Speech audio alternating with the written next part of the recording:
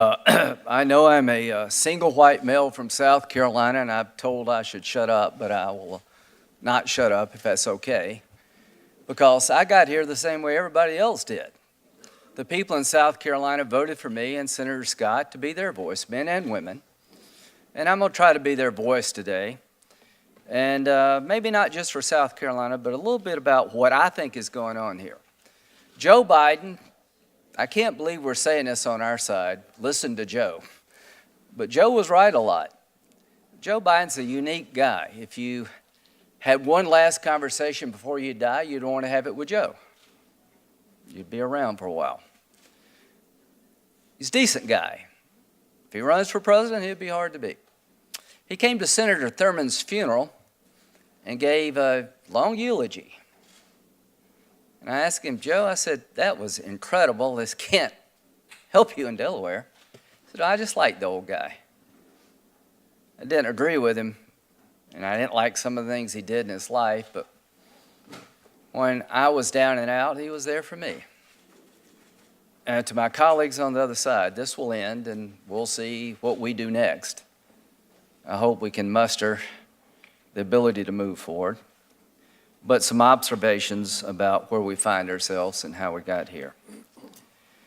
I wrote a book, and I think Senator Blumenthal is the only person I know that actually read it. It was online.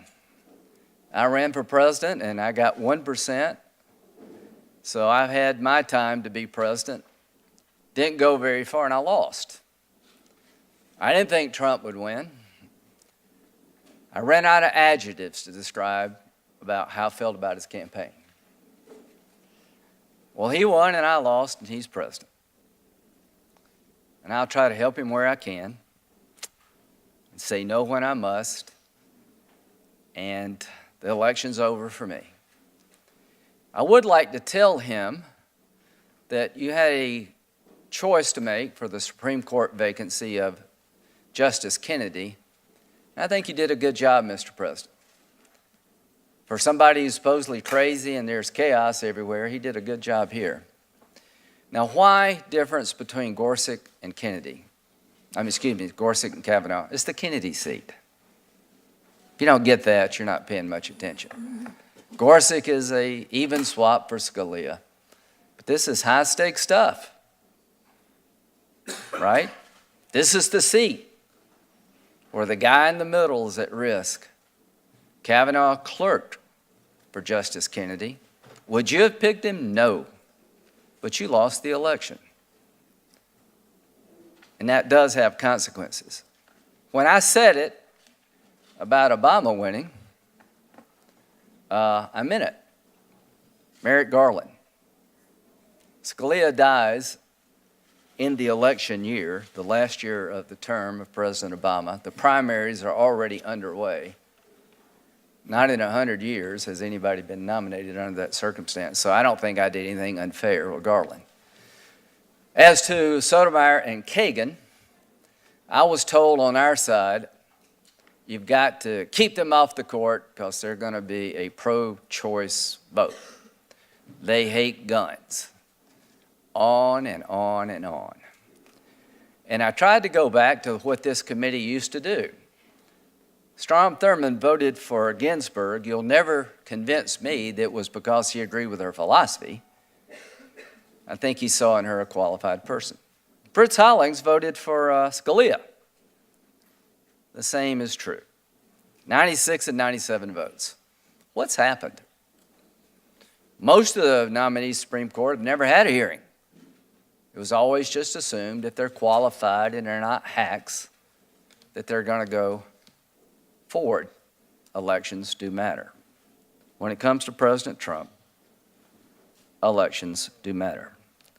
Now, about the law, and to my friends who have been prosecutors. I've been a prosecutor, I've been a defense attorney, and I've been a judge. Every woman who's been victimized needs to be heard. Count me in 1,000 times over. Count me in for the proposition for every one woman who comes forward, only God knows how many women and children go to their grave with the abuse.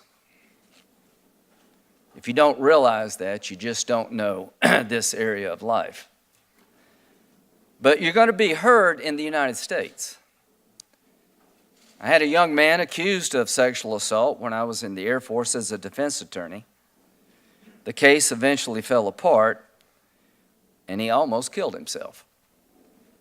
I had women who have been gang raped and didn't want to testify, but they did. Along with counselors, I sat up with them all night. Tough stuff. Emotional. Who to believe? I've been doing this legal stuff most of my life. I've never heard a more compelling defense of one's honor and integrity than I did from Brett Kavanaugh. He looked me in the eye, everybody in the eye, and he was mad, and he should have been mad. He could tell you where he was at and what he was doing during high school in a way that just blew me away. Brett Kavanaugh and women. If you're a gang rapist when you're a sophomore and a junior in high school, you don't let it go. Every woman who actually knows Brett Kavanaugh has come forward to say he is not that kind of guy. He has been at the highest level of public service, under tremendous scrutiny, 6 FBI investigations, and we missed the sophomore, junior gang rapist. We didn't miss it. It's much garbage.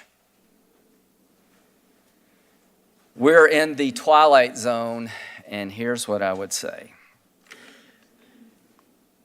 Miss Ford. All I can say about Miss Ford, I feel sorry for her, and I do believe something happened to her, and I don't know when and where, but I don't believe it was Brett Kavanaugh.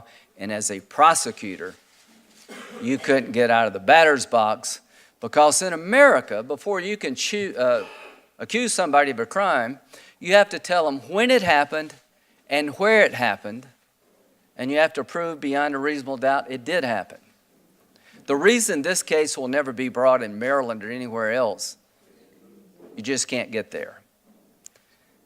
If you wanted to get a warrant, which is a probable cause standard, to search or arrest somebody, you got to prove by probable cause where it happened and when it happened. How are you supposed to defend yourself? Is the burden really on you to prove that you were not at a party 35 years ago and they won't tell you where it was and when it was? So all I can say is that under any reasonable standard, any concept of the rule of law, this would not go forward. There have been 5 allegations here. The 5th allegation was brought to me by Senator Whitehouse, who did absolutely the right thing. Somebody contacted him in Rhode Island and said a friend of his was on a boat with Mark Judge and Brett Kavanaugh, and they treated her badly. He went down and beat him up, and she won't come forward. I said, well, I'll make sure I'll join with you. Let the FBI look at it. And turned out not to be true. The 4th allegation was an anonymous allegation, a letter without a date or a return address sent to Corey Gardner just a few days ago. And he turned it over to the committee, and somebody on that side leaked it to NBC News, and it made it on the news, the 4th allegation. That really bothers me. I don't know what's going on over there, but that's not right. It was somebody over there. Now, about Miss Ford. I feel really bad that she wanted to remain anonymous and could not. The one thing I know for sure is that Dianne Feinstein would not do this and did not do this.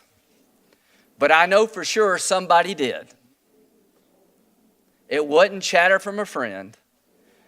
3 groups had this letter that was requested to be anonymous.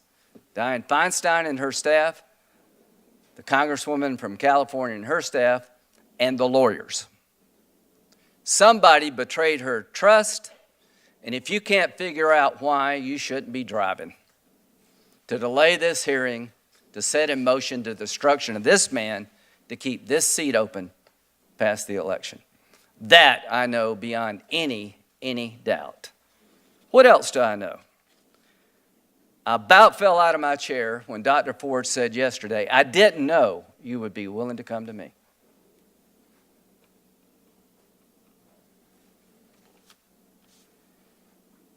The email interactions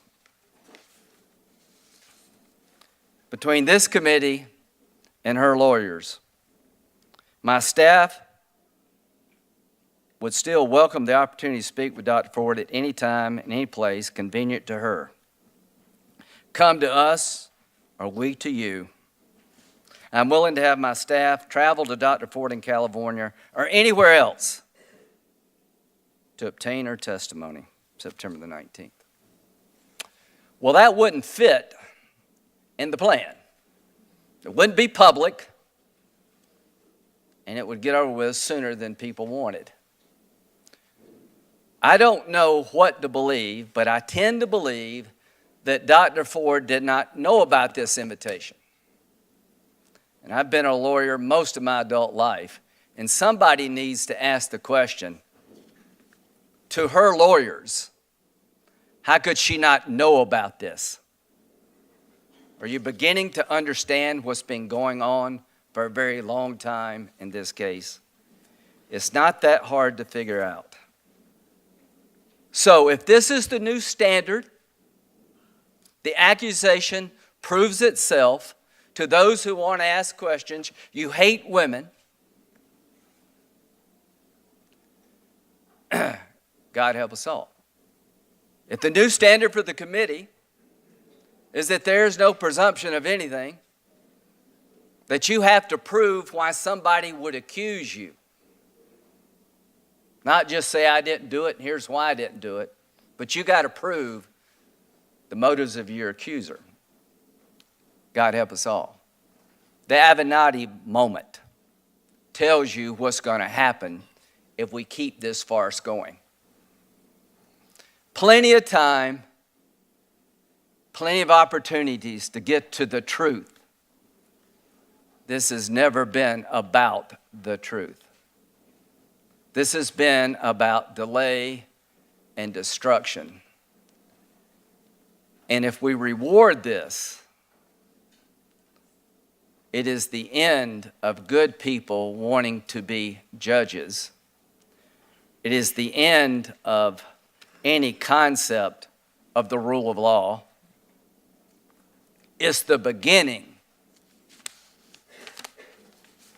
of a process that will tear this country apart.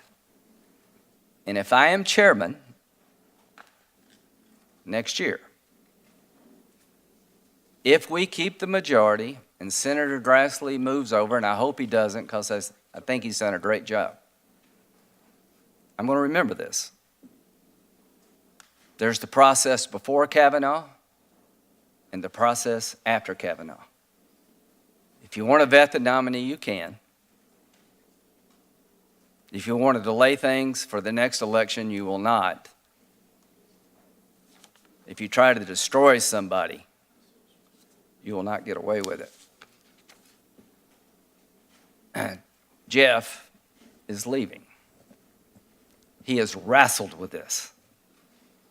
He is trying to be fair. I cannot tell you, Jeff, what happened 35 years ago. I can tell you this, that through any legal system, this thing would not get out of the batter's box, and that everything I know about Judge Kavanaugh screams that this didn't happen, and all the other things. So, to my good friends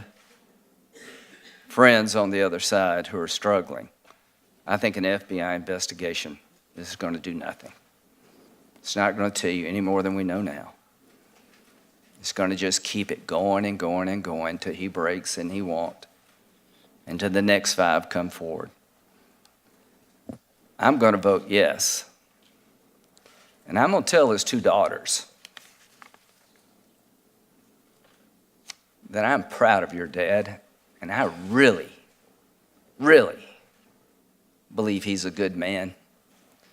And I'm going to tell Dr. Ford, I am sorry you had to go through this too.